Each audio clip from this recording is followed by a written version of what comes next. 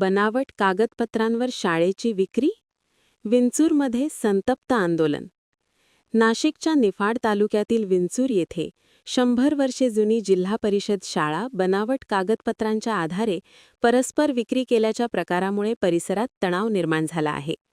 गुजरात राज्यात तयार केलेल्या मुक्तारपत्राच्या माध्यमातून विंचूर येथील शाळेची बनावट कागदपत्रांच्या आधारे विक्री झाल्याचा दावा करण्यात आला असून संबंधित खरेदीदाराने शाळेच्या जागेवर सोयाबीन पिकाची लागवड केल्याची नोंद शासन दरबारी केल्याची माहिती समोर आली आहे. या प्रकाराविरोधात शाळेचे विद्यार्थी, पालक आणि स्थानिक नागरिक आक्रमक झाले असून नाशिक छत्रपती संभाजीनगर राज्यमार्गावर गेल्या 2 तासापासून रस्ता रोको आंदोलन सुरू आहे.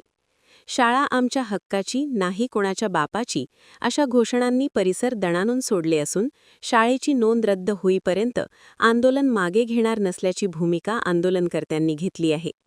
दरम्यान आज तुम्हाला माहितीच असेल की तुम्ही इथे का जमलेले आहात. माझ्या शाळेचे नाव जिल्हा परिषद प्राथमिक शाळा विंचूर. ही शाळा आपल्या गावातील गोरगरीब व होतकरू विद्यार्थ्यांच्या शिक्षणाचा मजबूत पाया आहे. या शाळेचे संपूर्ण क्षेत्रफळाचा गट नंबर 627 खंदीकर श्री मधुकर रामचंद्र गायकवाड.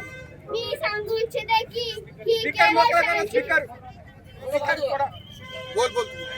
केवळ ही शाळेची जमीन नसून आपल्या गावातील शेकडो विद्यार्थ्यांच्या शिक्षणाचा हक्क आणि उज्ज्वल भविष्याशी निगडीत असलेला अत्यंत संवेदनशील प्रश्न आहे. गावाच्या विकासाबरोबरच शिक्षणाचे पवित्र स्थान अपघटित शहाणे ही आपली सामूहिक जबाबदारी आहे आणि मी प्रयत्न करते तुम्ही पण मंत्री छगन भुजबळ यांनी या प्रकरणाची दखल घेत जिल्हाधिकारी आणि प्रांत अधिकाऱ्यांना संबंधित नोंद रद्द करण्याचे आदेश दिले. तसेच त्यांनी आंदोलनकर्त्यांशी दूरध्वनीद्वारे संवाद साधला. भुजबळ यांच्या हस्तक्षेपानंतर जिल्हा परिषद शाळेतील विद्यार्थ्यांना आंदोलनातून परत शाळेत पाठवण्यात आले. मात्र संबंधित नोंद अधिकृतरित्या रद्द होत नाही तोपर्यंत रस्त्यावरून हटणार नसल्याचा निर्णय आंदोलनकर्त्यांनी कायम ठेवल्याने तणावाचे वातावरण निर्माण झाले.